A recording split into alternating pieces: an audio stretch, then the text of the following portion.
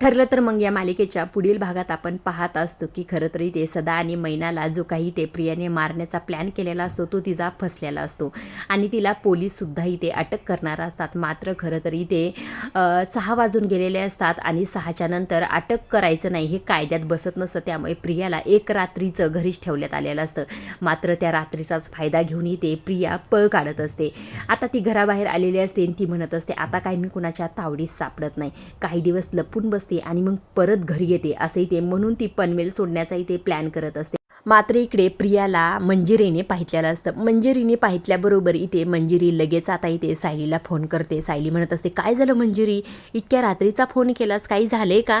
तेव्हा मंजिरी म्हणत असते अगं मला इथे प्रिया दिसली आणि बहुतेक ती पनवेल सोडण्याचा प्लॅन करते. असं म्हटल्यानंतर सायलीला तर फार मोठा धक्का बसतो बरं. ही प्रिया किती हुशार आहे हे सायलीला चांगलंच माहीत असतं. त्यामुळे मंजिरीच्या मदतीला इथे खरं तर तिने तिच्या दुसऱ्या मैत्रिणीला म्हणजेच रमाला फोन केलेला असतो.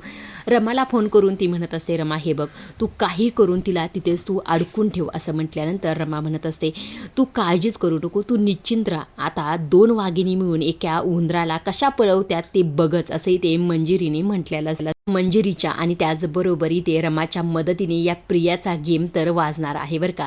आजच्या पुरतं एवढंच. अशा डेली मालिकेच्या अपडेट जर तुम्हाला जाणून घ्यायला आवडत असतील तर आपल्या चॅनलला जरूर सबस्क्राईब करा आणि तोपर्यंत पाहत राहा. ठरलं तर मग धन्यवाद.